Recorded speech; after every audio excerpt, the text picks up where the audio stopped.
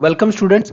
आज हम बात करने जा रहे हैं बीएससी सेकेंड सेमेस्टर का केमिस्ट्री का जो सब्जेक्ट है उसका 7th चैप्टर, जो हम अभी तक अपलोड नहीं कर पाए थे। हमने बाकी के 7 जो चैप्टर हैं वो ऑलरेडी यूट्यूब पे अपलोड कर दिए हैं। अगर आपने वो वीडियोस नहीं देखे हैं तो आप वो वीडियोस देख सकते हैं। डिस्क्रिप्शन में लिंक है, वहाँ से जाके सभी वीडियो का लिंक मैंने डिस्क्रिप्शन बॉक्स में डाल दिया है। आप वहाँ से ज़रूर देखिएगा सभी एमसीक्यूज। सारे क्वेश्चंस काफ़ी इंपॉर्टेंट हैं और पूरे चांसेस है कि आपके मैक्सिमम क्वेश्चंस इसी 7-8 वीडियो में से आ जाएंगे। तो चलिए आज के चैप्टर पे बात करते हैं। आज का चैप्टर है kinetics and mechanism of polymerisation. हमने पहले पॉलीमर के ऊपर एक ऑलरेडी वीडियो बनाया हुआ है, लेकिन उसमें पॉलीमर्स के कुछ क्वेश्चंस दिए हुए हैं। लेकिन इस चैप्टर में उसके मैकेनिज्म के बारे में हम बात कर रहे हैं और कुछ पॉलीमर के मोनोमर्स के बारे में भी कुछ क्वेश्चंस हैं। चलिए आगे बढ़ने से पहले हम सिलेबस देख लेते हैं एक बार। ये सिलेबस है चैप्टर नंबर 7 का, जिसमें हम पॉलीमराइजेशन टेक्निक पे बात करेंगे, जिसमें हम कुछ बातें ऐसी करेंगे कि उसके अंदर कौन सा कंडेंसेशन पॉलीमर है, एडिशन पॉलीमर है, किस टाइप की पॉलीमराइजेशन हो रही है। तो ये इसके मैकेनिज्म पार्ट का क्वेश्चन है, जो काफ़ी हद तक ये जो पूरा चैप्टर है इसी बात पे बेस्ड है। एडिशन और chain growth polymerisation. Addition polymerisation होता है जैसे CF2 टेफ्लॉन जिसे बोलते हैं। फ्री रेडिकल पॉलीमराइजेशन, काफ़ी सारे पॉलीमर्स हैं जो फ्री रेडिकल मैकेनिज्म से बनते हैं। जिगलर नाटक कैटलिस्ट के बारे में भी बात करेंगे और कुछ स्पेशल पॉलीमर्स हैं जिनका आपके सिलेबस में डिस्क्रिप्शन है, डिस्क्राइब किए गए हैं। हमने polyester, polyamides, phenol formaldehyde resins, urea formaldehyde resins, epoxy resins and polyurethane, इसके बारे में, इनके स्ट्रक्चर्स के बारे में आपको थोड़ा सा ध्यान रखना पड़ेगा। मोनोमर्स क्या है, फाइनल स्ट्रक्चर क्या है। कई बार आपसे एग्जाम में या तो इनके मोनोमर के नाम पूछे जा सकते हैं या फिर इनके मोनोमर के स्ट्रक्चर्स, तो आपको दोनों आने चाहिए। चलिए हम अपने क्वेश्चंस की तरफ चलते हैं। पहला क्वेश्चन है mechanism of polymerisation is classified into dash types. तो कितने टाइप में पॉलीमराइजेशन को क्लासीफाई किया जा सकता है। तो जो पॉलीमराइजेशन होता है वो जनरली 2 टाइप का होता है। ठीक है, 3, 4, 5 आपके पास 4 ऑप्शन है, लेकिन पॉलीमराइजेशन ओनली 2 टाइप का ही होता है। चेन और एडिशन पॉलीमराइजेशन और स्टेप और कंडेंसेशन पॉलीमराइजेशन, ये इसके टाइप्स होते हैं। नेक्स्ट है the functionality of A monomer is.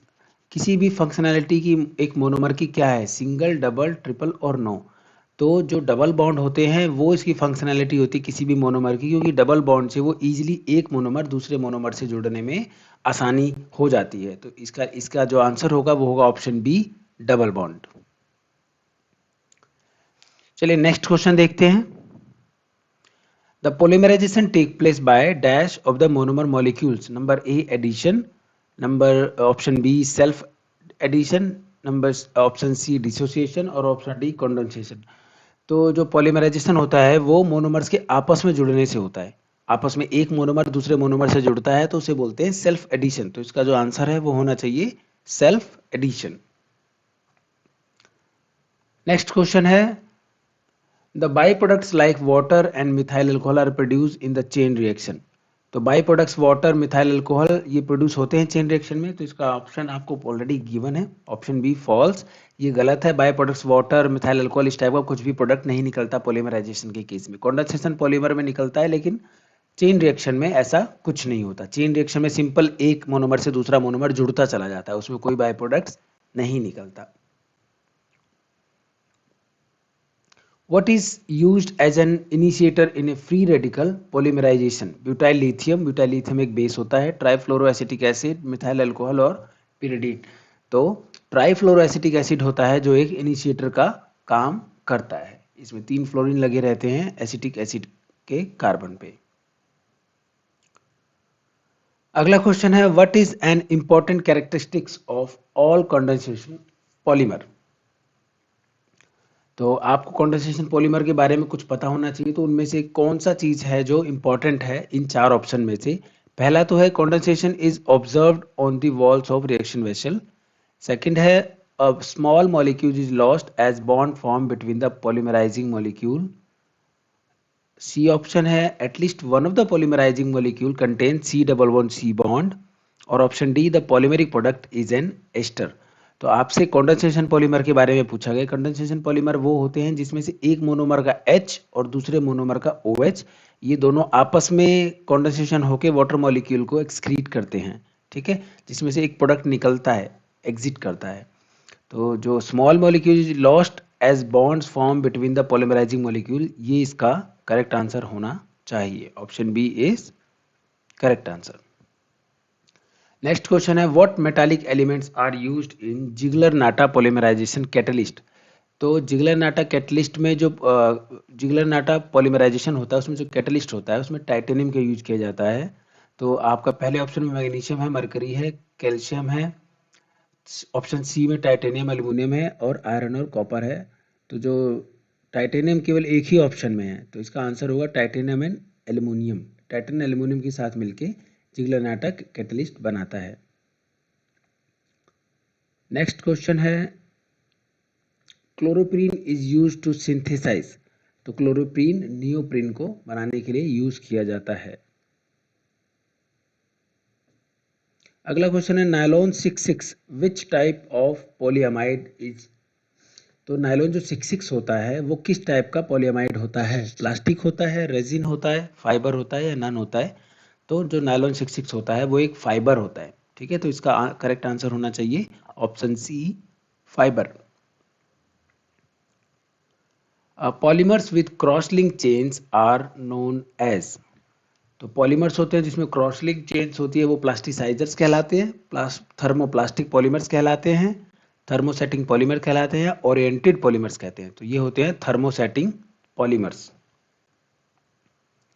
अगला क्वेश्चन है थर्मोसेटिंग पॉलीमर्स किस तरह के होते हैं? लीनियर पॉलीमर्स होते हैं, हाईली क्रॉस लिंक्ड होते हैं, बोथ ए एंड बी और क्रिस्टलाइन। तो ये होते हैं लीनियर पॉलीमर्स। थर्मोसेटिंग जो पॉलीमर्स होते हैं वो होते हैं लीनियर पॉलीमर्स।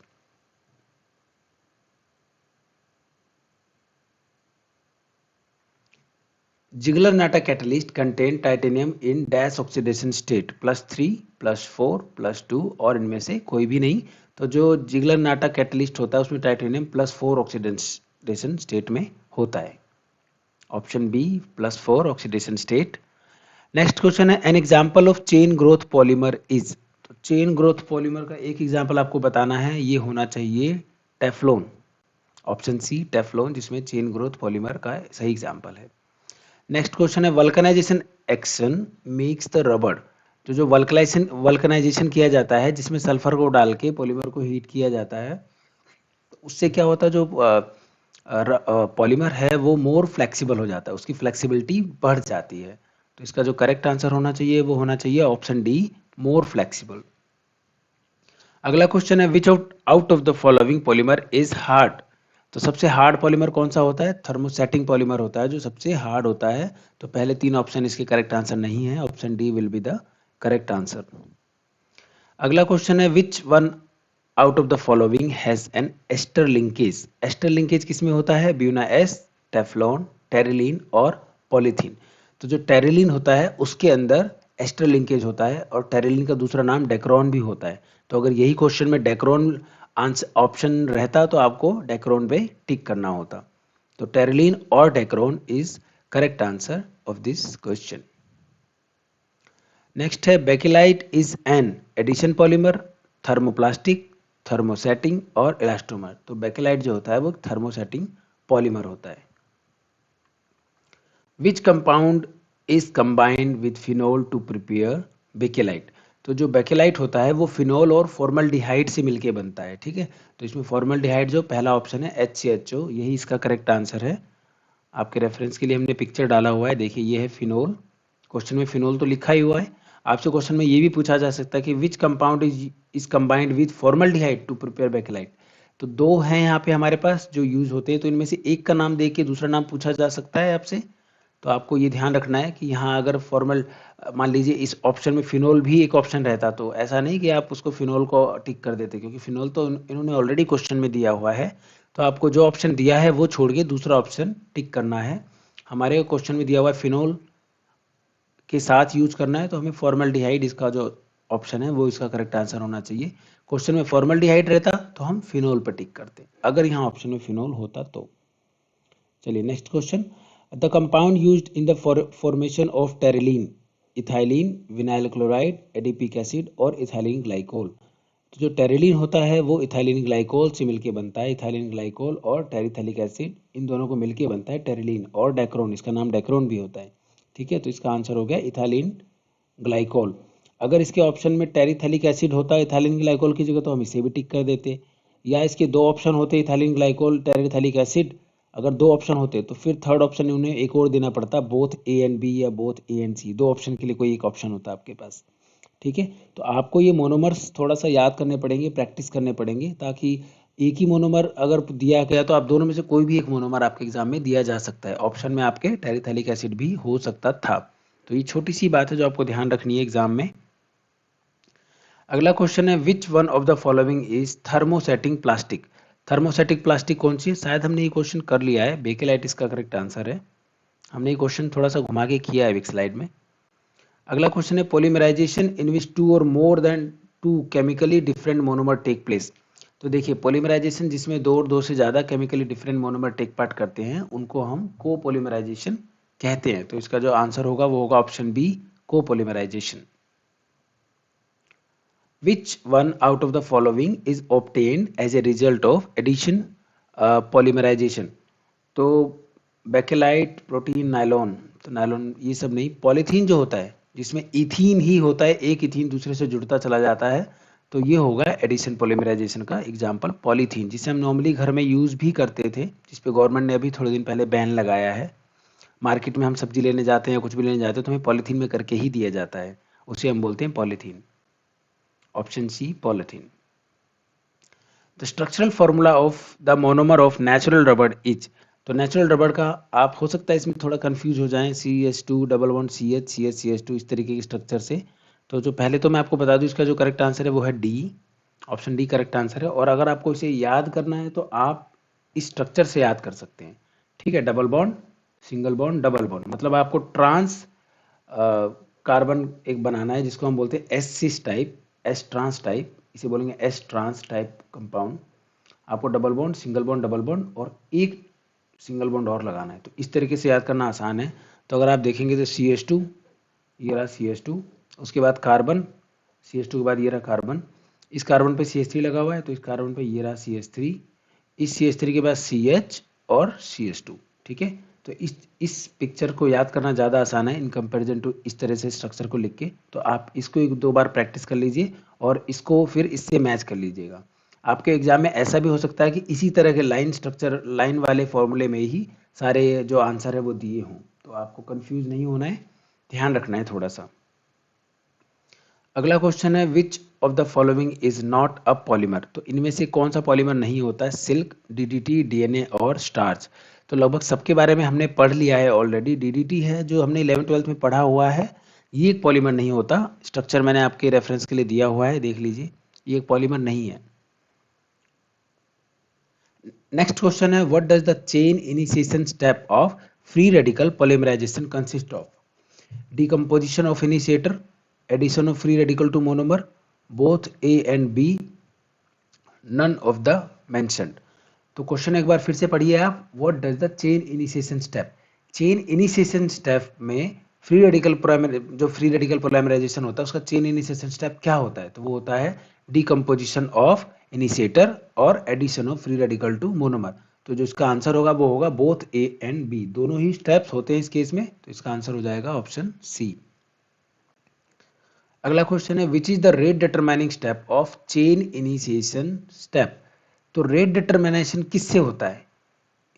इनिशिएटर का decomposition, chain initiation, chain propagation और द मेंशन। तो ये होता है इनिशिएटर डिकम्पोजिशन पे, उस स्टेप से ही हमें पता चलता है कि उसका रेट कैसे डिटरमाइन होगा। अगला है which of the following mechanism can occur for the termination step to take place? Combination, disproportionation, both A and B, none of the mention. तो ऑप्शन आंसर होगा बोथ A एंड B। जो termination step होता है उसमें combination भी होता है और ये वाला स्टेप भी होता है, तो ऑप्शन हो जाएगा C, both A and B। Next question है which of the following factor does the termination mechanism depends on? किस तरह के कौन से फैक्टर पर डिपेंड करता है termination mechanism? Type of active centre, nature of the monomer, reaction conditions और ऑल ऑफ द मेंशन। तो जो पहले तीनों ऑप्शन है ये तीनों ही पे डिपेंड करता है ये, तो जो इसका आंसर होगा वो होगा all of the mentioned, option D, all of the mentioned. इस स्लाइड में इतना ही। All the best for your exams. Thank you.